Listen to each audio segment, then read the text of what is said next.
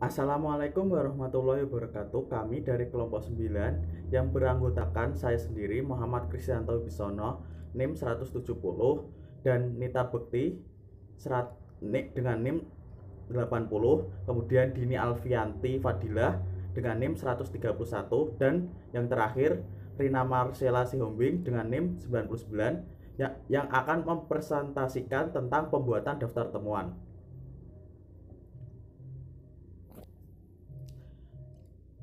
Untuk yang pertama, pengertian dari temuan. Menurut ISO 9000, temuan adalah hasil evaluasi dari bukti audit yang dikumpulkan terhadap kriteria audit. Temuan audit dapat diidentifikasi baik sesuai atau tidak sesuai dengan kriteria audit peluang perbaikan. Temuan audit mengkonsolidasikan semua informasi penting yang berkaitan dengan suatu masalah audit yang tertentu. Misalnya, pengendalian yang tidak sesuai atau tidak berfungsi, salah saji potensial dalam laporan keuangan, atau adanya ketidakefisienan yang menonjol. Selanjutnya, elemen-elemen dalam temuan. Elemen dalam temuan yang pertama yaitu kondisi. Kondisi menunjukkan kesimpulan masalah atau kesempatan yang dicatat selama review audit. Kondisi ini mengarahkan secara langsung tujuan yang dikendalikan atau beberapa standar kinerja lainnya. Kondisi mengacu pada fakta-fakta yang dikumpulkan melalui observasi, pengajuan pertanyaan, analisis, verifikasi, dan investigasi yang dilakukan auditor. Elemen yang kedua yaitu kriteria. Kriteria menguraikan standar yang digunakan sebagai evaluasi. Dengan kata lain, kriteria menggambarkan kondisi yang ideal. Kondisi yang ideal ini di mana semua elemen yang ada dalam instansi dapat bekerja secara efektif dan efisien serta membantu untuk mencapai tujuan yang telah ditetapkan oleh instansi. Kriteria dapat menunjukkan suatu kebijakan, prosedur, atau peraturan pemerintah yang spesifik. Elemen yang ketiga yaitu sebab. Dalam mendokumentasikan sebab, auditor harus mengidentifikasi alasan-alasan yang mendasar yang ada di dalam masalah tersebut. Penjelasan yang gagal untuk mengungkap sebab tidak akan mengarah ke rekomendasi yang efektif. Penyebab menjelaskan mengapa deviasi dari kriteria yang ada, mengapa sasaran tidak mencapai tujuan, tidak tercapai, dan mengapa tujuan tidak terpenuhi. Itu semua dijelaskan dalam sebab. Selanjutnya, elemen yang keempat yaitu akibat. Akibat dari pernyataan akibat menggambarkan resiko-resiko yang muncul sebagai akibat dari kondisi yang terjadi masalah. Akibat sering menggambarkan potensi kerugian, ketidaktaatan, atau ketidakpuasan pelanggan yang ditimbulkan oleh masalah tersebut. Kemudian yang kelima atau yang terakhir yaitu rekomendasi. Rekomendasi yang efektif berkaitan secara langsung dengan menghilangkan sebab. Bagi manajemen, pernyataan rekomendasi harus menjelaskan bagaimana perbaikan itu dapat dicapai, bukan hanya mengidentifikasi perbaikan saja. Selanjutnya adalah sistem pembuatan daftar temuan. Dalam sistem pembuatan daftar temuan, terdapat jenis-jenis temuan audit. Yang pertama adalah temuan positif, yang kedua temuan negatif. Temuan positif adalah temuan yang melebihi kriteria yang digunakan atau bersifat positif, dalam artian baik. Biasanya tidak dimasukkan dalam laporan karena untuk menghindari kekacauan informasi, karena tidak memerlukan keputusan atas tindakan manajemen tingkat atas. Selanjutnya, temuan negatif adalah temuan yang merupakan dasar atau landasan bagi auditor untuk membuat opini-opini sebagai rekomendasi. Nah, temuan yang bersifat kekurangan ini ada 3, yaitu yang pertama, salah saji, kedua, prosedur atau sistem akuntansi yang buruk, dan yang ketiga adalah aktivitas-aktivitas yang tidak sesuai. Selanjutnya adalah komunikasi temuan. Jadi, temuan harus dikomunikasikan terhadap pihak yang diaudit untuk mendapatkan tanggapan. Nah, temuan tersebut dapat diklasifikasikan menjadi dua. Yang pertama, berdasarkan prioritas permasalahan. Dalam prioritas permasalahan, temuan dibagi menjadi dua lagi, yaitu dilihat dari faktor internal maupun faktor eksternal. Faktor internal biasanya lebih mudah diselesaikan dengan menyusun daftar temuan berdasarkan prioritas, maka fokus audit akan lebih jelas. Selanjutnya adalah bisa kita klasifikasikan berdasarkan unit organisasi. Pemeriksaan dilakukan per unit organisasi sehingga lebih mudah dalam mengidentifikasi unit organisasi yang membutuhkan perhatian yang lebih. Oke teman-teman, selanjutnya adalah siklus pembuatan daftar temuan. Pada siklus pembuatan daftar temuan ini, yang pertama kita haruslah melakukan pemeriksaan. Untuk apa? Jelas, untuk menemukan suatu temuan-temuan. Setelah temuan didapatkan, maka kita memisahkan antara mana temuan positif dan mana temuan negatif. Setelah itu, kita bisa mengklasifikasikan temuan tersebut, baik berdasarkan prioritas maupun unit organisasi, supaya kita lebih mudah dalam menyelesaikannya. Selanjutnya adalah membuat daftar temuan. Untuk apa? Setelah daftar temuan dibuat, maka akan dikomunikasikan untuk meminta konfirmasi terhadap manajemen, apakah temuan tersebut benar atau tidak. Selanjutnya, setelah fix temuan tersebut dikomunikasikan dengan manajemen, maka temuan disajikan dalam laporan asli pemeriksaan. Nah, itu tadi adalah siklus pembuatan daftar temuan. Selanjutnya adalah berdasarkan jenisnya dibagi pula menjadi dua. Yang pertama, temuan keuangan, dan kedua adalah temuan kinerja. Dalam temuan keuangan dihasilkan dari audit terhadap laporan keuangan dokumen dan catatan akuntansi dan aktivitas-aktivitas pada unit keuangan organisasi sektor publik, yaitu meliputi atas laporan keuangan yang bertujuan untuk memberikan keyakinan apakah laporan keuangan dari organisasi sektor publik telah disajikan secara wajar tentang posisi keuangan hasil operasi dan arus kas sesuai dengan prinsip akuntansi yang berlaku umum. Selanjutnya adalah temuan kinerja. Temuan kinerja ini terdiri dari 5 kegiatan utama. Yang pertama, merumuskan tanggung jawab dan tugas yang harus dicapai oleh seorang karyawan dan rumusan tersebut disepakati oleh atasan dari karyawan tersebut. Kemudian, menyepakati sasaran kerja dalam bentuk hasil yang harus dicapai oleh karyawan dalam kurun waktu tertentu. Kemudian, melakukan monitoring, melakukan koreksi, memberikan kesempatan dan bantuan yang diperlukan oleh anak buah. Kemudian, menilai prestasi kerja karyawan dengan cara membandingkan prestasi yang dicapai dengan standar tolok ukur yang telah ditetapkan. Dalam hasil penilaian ini harus tercakup pula kegiatan mengidentifikasi bidang-bidang yang dirasakan terdapat kelemahan, supaya dapat ditingkatkan. Selanjutnya, memberikan umpan balik mengenai hasil penilaian, termasuk membicarakan cara-cara untuk memperbaiki kelemahan yang telah diketahui untuk meningkatkan prestasi pada periode berikutnya. Sistem atau program manajemen kinerja adalah sebuah proses yang dimulai dengan penetapan tujuan dan sasaran dan diakhiri dengan evaluasi. Tujuan evaluasi kinerja itu sendiri adalah untuk menjamin pencapaian sasaran atau tujuan perusahaan. Sedangkan maksud dari evaluasi kinerja menurut Simanjuntak tahun 2005 adalah untuk mengetahui 4 hal. Yang pertama, pencapaian sasaran organisasi. Yang kedua, pencapaian sasaran unit kerja. Yang ketiga, pencapaian sasaran kelompok. Yang keempat, pencapaian sasaran individu.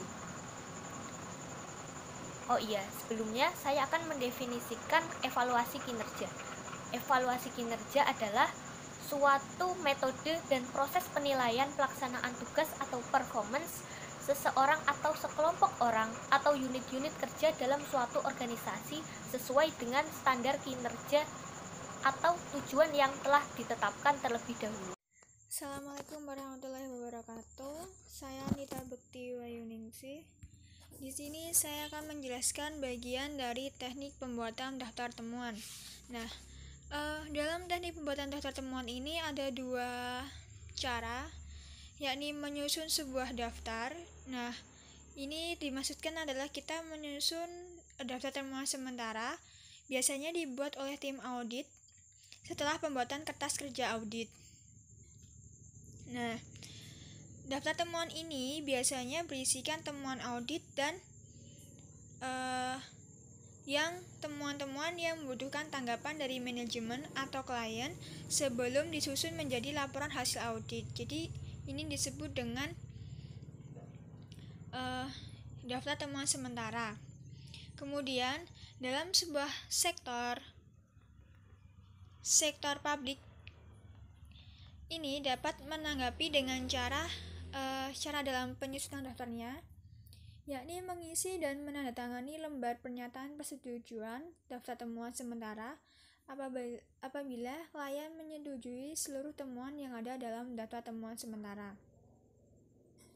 Selanjutnya, melampirkan bukti-bukti pendukung bila organisasi tidak setuju atas bagian atau seluruh isi daftar temuan sementara, maka hal tersebut tidak ditindaklanjuti dengan pembahasan akhir audit antara tim audit dengan klien. Biasanya pembahasan akhir audit ini ada 3 macam, yakni temuan audit yang disetujui oleh klien, kemudian temuan audit yang dibatalkan oleh tim audit, kemudian tim audit yang dipertahankan oleh tim audit. Nah, dalam pembahasan akhir daftar temuan sementara ini, bila klien menyetujui seluruh daftar temuan sementara, maka lembar pernyataan persetujuan daftar temuan sementara dijadikan dasar pembuatan berita acara hasil audit. Gitu. Selanjutnya, untuk berdasarkan matriks, presentasi matriks. Nah, ini tuh dimaksudkan bahwa daftar temuan audit ini disajikan dalam bentuk presentasi matriks. Jadi presentasi ini seperti penyampaian sebuah pesan yang biasanya berupa ide atau gagasan yang disampaikan terhadap khalayak ramai atau sekelompok orang secara langsung ataupun bisa disebut dengan kita tatap muka. Nah, keuntungan dari kita menggunakan presentasi matriks yakni efisien, efektif, dan memiliki pengaruh besar. Efisien di sini, teknik ini mampu menghemat waktu dibandingkan bila pesan disampaikan dengan menggunakan metode tertulis.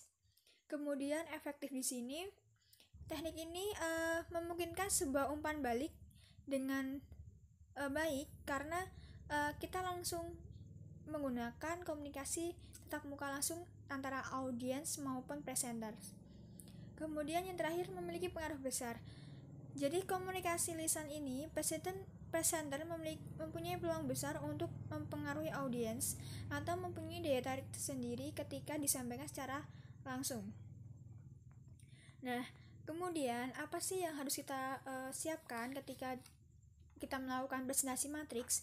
Yang pertama, kita menyajikan tujuan presentasi, pengkajian tujuan presentasi. Nah, untuk apa sih apa yang diinginkan presenter dari para audiens? Tujuan harus tulis dalam kalimat yang sederhana.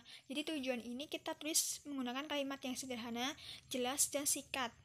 Biasanya kriterianya itu deskriptif, spesifik, dan realistis. Kemudian menganalisis khalayak atau audiens. Setelah kita menentukan tujuan presentasi, kita menganalisis audiens kita. Kita memahami sifat pihak dalam pengambilan keputusan. Kemudian mengembangkan gagasan utama. Jadi setelah kita tujuan, menganalisis khayal ramai ataupun audiens kita juga harus mengembangkan gagasan utama. Nah, ini tuh biasanya harus dikembangkan berupa gagasan utama dari pengembangan awal dan tujuan dan analisis khalayak atau biasa kita sebut dengan audiens. Nah, tujuan ini selalu terpusat pada khalayak atau pihak yang akan disajikan. Kemudian mengembangkan pokok-pokok utama. Setelah kita mengembangkan gagasan utama, kita mengembangkan pokok-pokok utama. Nah, pokok-pokok utama ini sebuah kunci yang membentuk tulang punggung pesan atau yang merencanakan garis besar dari subdivisi utama. Jadi ada terperincinya dari gagasan utama. Kita kembangkan menjadi pokok-pokok utama. Kemudian mengkonsultasikan sumber-sumber informasi untuk menambah pengetahuan dan wawasan penyaji. Jadi kita mengkonsultasikan sumber-sumber informasi yang sudah kita dapatkan. Kemudian pencatatan data secara akurat dan sistematis. Nah, ini berguna agar memudahkan sumber-sumber pembuktian atau informasi yang mendasari penyajian data temuan tersebut. Jadi biar kita mudah dalam penyajiannya. Kemudian membuat sketsa presentasi. Jadi dari semua materi yang tersedia dalam bentuk yang paling berguna untuk menyusun kata-kata saat menyampaikan presentasi. Jadi ini memudahkan sekali dalam menyusun kata-kata saat penyampaian secara langsung ataupun tatap muka. Nah, ada beberapa faktor yang perlu diperhatikan agar presentasi dapat dilakukan dengan bagus dan menarik, yakni pemilihan aplikasi pembuatan presentasi. Nah, aplikasi dalam pembuatan ini terbagi menjadi beberapa kategori. Nah, perbedaan utama yang dimiliki masing-masing jenis aplikasi terletak pada output dokumen yang dihasilkan dan media penyajian presentasi yang diakomodasi oleh aplikasi terkait. Jadi, hendaknya presenter memiliki aplikasi yang tepat untuk menyajikan presentasi dalam bentuk matriks. Kemudian, perencanaan materi presentasi. Nah, hal ini menjadi dasar yang harus dilakukan dengan baik, karena beberapa hal yang harus dilakukan pada saat perencanaan presentasi ini kita harus menentukan tema, tujuan secara spesifik. Jadi kita harus menentukan tujuan kita, kemudian tema, kemudian menyusun kerangka materi presentasi, kemudian mengumpulkan materi utama dan materi pendukung, menentukan aplikasi pembuat presentasi yang tepat, jadi biar tidak output yang kita hasilkan itu sesuai. Kemudian memanfaatkan aplikasi penunjang, dan terakhir menentukan output sesuai dengan kebutuhan. Kemudian yang ketiga yaitu penguasaan aspek teknis. Nah, selain menguasai aspek pembuatan dokumen presentasi melalui aplikasi tentu, pemahaman dan penguasaan aspek teknis tentang penyajian presentasi juga penting. Beberapa di antaranya tentang perangkat-perangkat yang diperlukan dalam penyajian sebuah presentasi, yakni ada perangkat pendukung dan teknik-teknik penggunaannya. Yang terakhir yakni teknik penyajian presentasi. Jadi setelah kita mempelajari menguasai aspek teknisnya, kita menguasai tentang teknik penyajian presentasi. Dan biasanya itu ada beberapa teknik, yakni kita menguasai teknik-teknik penyajian presentasi, simulasi presentasi sering mungkin. Jadi sebelum kita melakukan presentasi secara benar-benar real, kita melakukan simulasi terlebih dahulu. Dan terakhir yaitu lengkapi sajian presentasi dengan materi tambahan. Jadi ada materi-materi pendukungnya.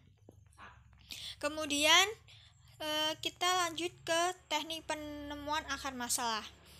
Nah, fungsi utama dari akar masalah ini kita menggunakan diagram Ishikawa. Nah, apa sih diagram ini? Nah, diagram ini memiliki fungsi untuk mendapatkan beberapa sumber kunci yang memberikan kontribusi paling signifikan terhadap masalah yang sedang diperiksa. Nah, diagram ini ditemukan oleh seorang penemu alat-alat pemesinan di tahun 1960-an oleh Kaoru Ishikawa. Nah, teknik ini masih banyak digunakan oleh para pengambil keputusan sehingga hingga hari ini karena kesederhanaan dan kepraktisannya dalam pengambilan keputusannya. Nah, langkah-langkah dalam menggunakan atau menerapkan diagram Ishikawa, yakni di sini ada 7 langkah. Yang pertama, menuliskan sebuah masalah utama yang ingin kita teliti ke dalam kotak paling kanan. Jadi ini kayak sebuah diagram. Kemudian selanjutnya, seluruh anggota tim diajak untuk mengemukakan dan menemukan sebuah sumber masalahan yang nyata maupun berpotensi muncul. Jadi kita membutuhkan seluruh sumber daya yang ada di suatu perusahaan tersebut untuk menemukan sebuah sumber permasalahan atau yang berpotensi muncul suatunya masalah. Kemudian kita menemukan penyebab-penyebab utama dan dimasukkan ke dalam tulang besar yang akan dipasangkan ke dalam diagram. Kemudian, biasanya itu konsep ini tuh bersumberkan pada 4M, yakni material, mesin, manpower, dan metode. Jadi ada beberapa tulang besar dan tulang kecil. Nah, ide-ide besar itu tadi diletakkan di bagian tulang besar, sedangkan ide spesifik kita letakkan di tulang kecil. Jadi semakin detail sebuah ide melihat sebuah permasalahan, maka akan semakin baik. Selanjutnya, bentuklah beberapa kelompok diskusi yang jumlahnya sesuai dengan jumlah penyebab utama yang ditemukan oleh proses sebelumnya. Jadi setelah kita menemukan penyebabnya apa dan kita ada beberapa kelompok, kita bentuk sesuai dengan penyebab utamanya dari masalah tersebut.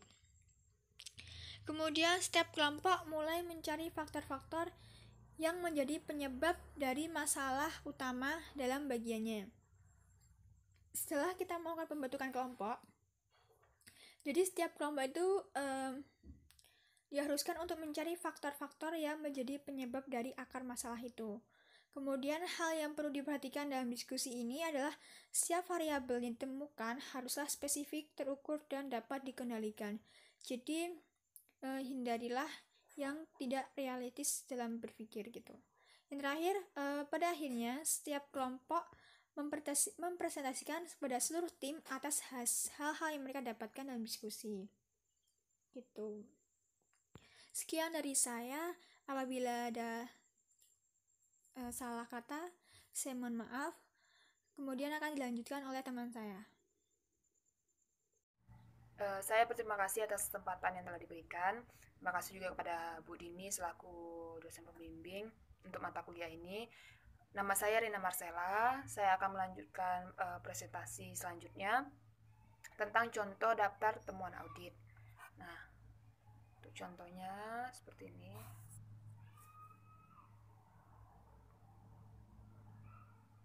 Ini adalah contoh daftar temuan audit. Itu tergantung dari auditornya membuat kolomnya seperti apa. Nah, untuk contoh kali ini ada nomor, kondisi, kriteria, penyebab, dan akibat.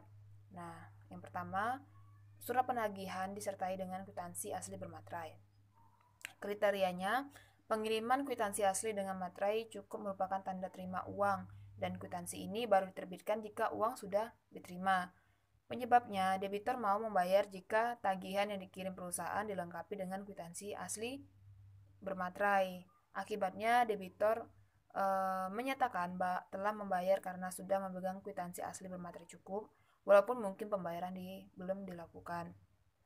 Nah, untuk prosedur yang seharusnya kan jika pengiriman kwitansi sudah dikirim, berarti uang juga diterima.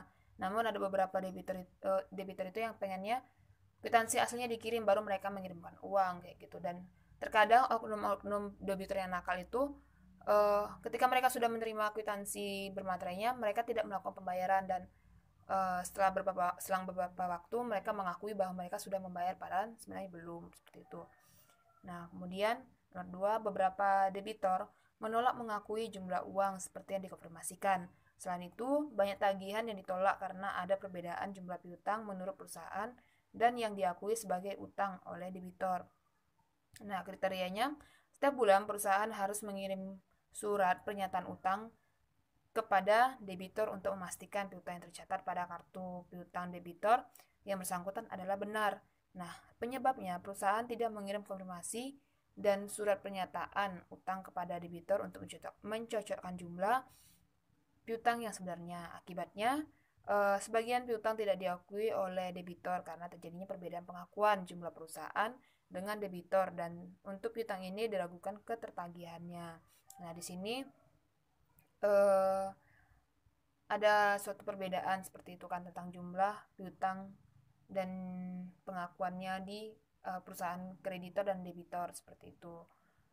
Selanjutnya yang ketiga ada pembuatan jurnal kas masuk terutama untuk pembayaran melalui bank hanya mencatat jumlah transfer yang diterima perusahaan. Nah, atau tidak memuat rincian tentang pembayaran yang diterima untuk transaksi yang mana seperti itu.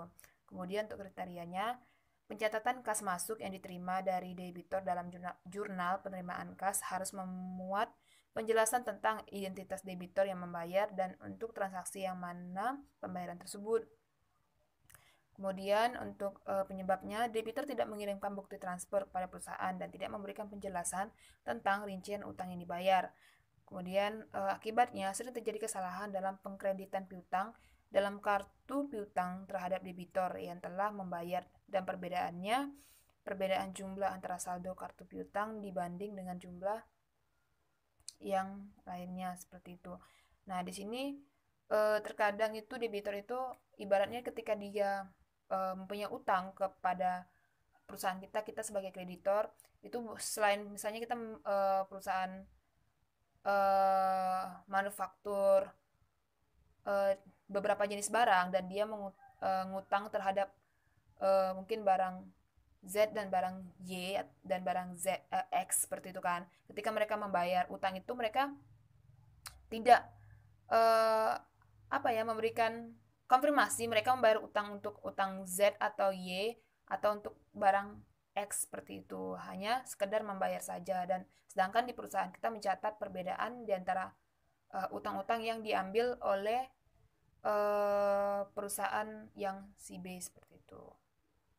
Kemudian yang keempat, saldo awal piutang di beberapa kartu piutang tidak sama dengan saldo akhir piutang bulan sebelumnya terhadap debitur yang sama. Saldo piutang pada kartu piutang harus sama dengan saldo piutang pada buku besar piutang dan saldo awal piutang harus sama dengan saldo akhir pada periode sebelumnya.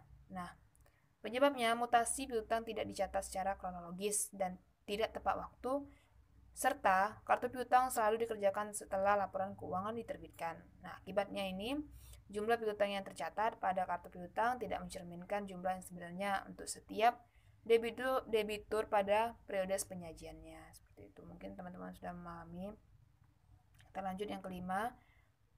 Sering terjadi keterlambatan pengiriman surat tagihan kepada debitur. Untuk kondisi ya, walaupun surat tersebut sudah disetiapkan untuk dikirim. Kemudian kriterianya surat penagihan harus dikirim tepat waktu sesuai dengan jatuh temponya piutang seperti itu. Penyebabnya petugas terlambat memisahkan bukti tagihan antara yang dikirim dan dokumennya dan tidak ada petugas khusus untuk mengirimnya.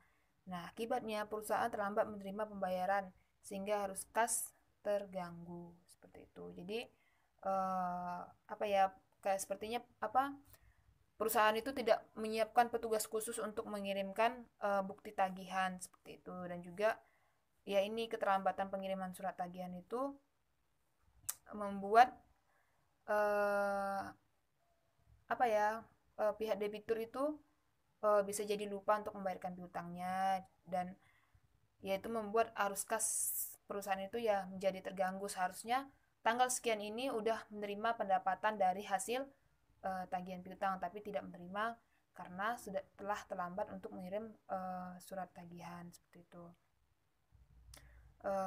Yang keenam, yang terakhir itu misalnya ini 6.700.000.000 sekian piutang yang tercatat di kartu piutang tidak didukung bukti, dan sekitar 500 juta piutang tidak tercatat di kartu piutang tetapi ditemukan bukti piutang tersebut. Itu untuk kondisi. Nah, kriteria semua pencatatan transaksi harus didukung bukti transaksi yang sah dan lengkap. Penyebab kartu piutang diterbitkan mulai awal tahun 2000 dan petugas tercatat kartu piutang tidak tertib dalam mencatat piutang di kartu piutang. Akibatnya 6.700.000.000 sekian dan 500 juta sekian piutang dilakukan keabsahannya serta tingkat ketertagihannya. Nah, ini yang perlu diperhatikan karena di sini kan mengakibatkan perusahaan jadi rugi besar ketika piutang yang harusnya menjadi pendapatan kita tetapi ketertagihannya tuh diragukan keabsahannya, seperti itu. Nah, ini kondisi dan kriteria ini sebenarnya itu adalah kondisi yang seharusnya terjadi, namun seringkali tidak dilakukan atau adanya keteledoran di perusahaan tersebut. Nah, sekian dari saya. Terima kasih atas waktunya. Saya dan teman-teman dari kelompok saya mengucapkan terima kasih atas perhatiannya.